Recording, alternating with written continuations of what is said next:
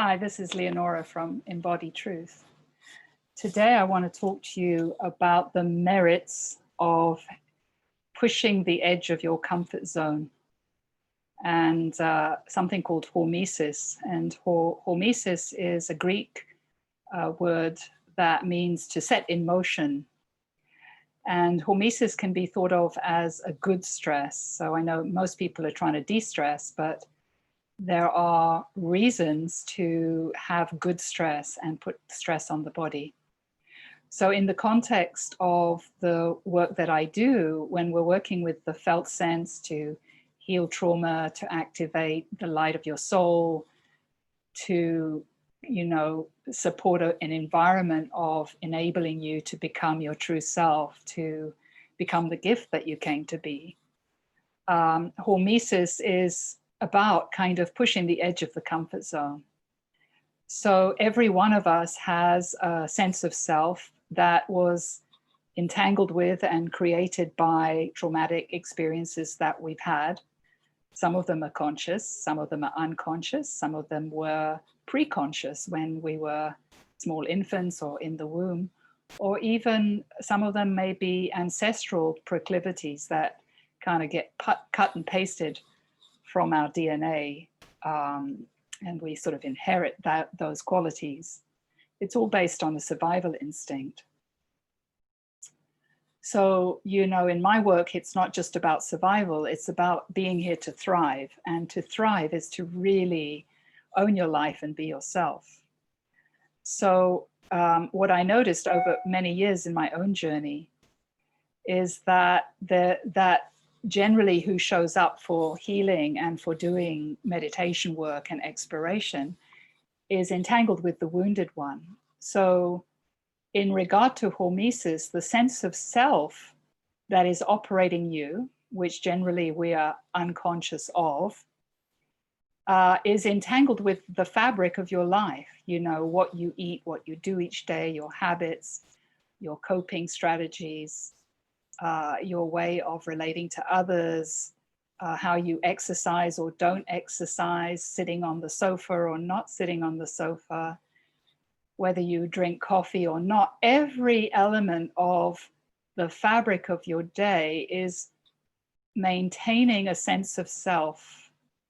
And so change enables transformation and transfiguration. However, if we're feeling very unsafe and threatened, change can put us in overwhelm. So this is why I talk about it as pushing the edge of the comfort zone, because if you go over the edge and you don't have the resources and skills, you can end up re-traumatizing, and that can bring in bad stresses to the system that are not supporting health and not supporting the becoming of you, but actually keeping you kind of locked and lost in the shadows. So, there isn't a this or that in what I'm talking about. There's a gradual baby step in the right direction process for developing strength. And the strength in the physicality supports the strength of your entire system. So when I talk about the mind, the body, the emotions, the physicality, the physiology, the structure, all the elements that come together as you, they are undivided, that everything is in relationship to everything else. So strengthening the flexibility of your mind or strengthening the flexibility of your body are all supportive to shifting and helping that transformation of yourself towards the gift that you came to be. So hormesis, it's talked about in many circles, and I wanted to relate it to the work that I'm doing. And I was inspired by several people that I'm working with who, are challenged to change. And, the challenge to change can be related to things like your diet, your hormones, your exercise level, your state of mind, your state of emotional health. Like I said, everything is in relation to everything else. So what I found in my own journey and in supporting others is this endeavor to step toward who you want to become, to step toward that kind of divine blueprint that's already here of who you are becoming, and to move away from the proclivity of the wounded one or the traumatized self, the ego self, who is in separation and who is limited by its trauma and its belief system that goes with it, which is the kind of I can't, poor me kind of state. So, the tiniest baby steps of hormesis work enable you to shift that perception. So this is like, many spiritual people have the primary endeavor of sitting on the pillow and finding God. But that dynamic is separate from living life. And for me, it's really a dynamic of living healing and living life and living the spirit in the body that's important. So, if we're just finding God and sitting in stillness, then we're not taking care of the needs of the human or the body and embodiment itself. And so hormesis is an endeavor to really help you come into the body and strengthen the body. So an example of hormesis might just be to do a little bit more exercise than you're doing. If you're doing 5 reps of something with weights, you might do 10 or you might do 6. If you walk for 10 minutes, you might walk for 20. And the next week you might walk for 30. So it's this ongoing kind of pushing the edge of what you do outside what you think of as a limit. And the stress on the system has a profound strengthening ability that affects mind, body, emotions, and everything.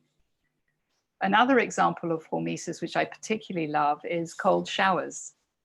For many, many years, I've avoided cold showers. And, in the beginning, cold water or cold showers would put my whole system in shock and trauma, in overwhelm. And so I eventually came to a conclusion that I can't do cold showers. It's not possible. But I used the cold shower as a process of embodiment and being able to show up in the shock, the overwhelm, the experience, the direct experience of cold. And, I might have started with just, sort of putting my leg under cold water or my arm. And maybe it wasn't super cold, the water. And as I kept progressing, I was able to put my whole body in the, under a cold shower, and to increase the amount of time that I stayed there. And this, just the cold shower, releases stem cells and growth factors in the body that really help the whole process of embodiment and transfiguration. So, what's important here is just to do what you can, not to judge yourself, but just to step in that direction is a powerful support and alignment towards becoming yourself. You need a healthy body in order to do that. And be aware of your felt sense as you do this journey of, walking extra, doing extra reps with your weights and stuff, or whatever sport you do, exercise you do. Just be very aware of your body and, know the limit and just step gently toward the limit and then move slowly past what you perceive as your limit. This will alleviate you falling into overwhelm.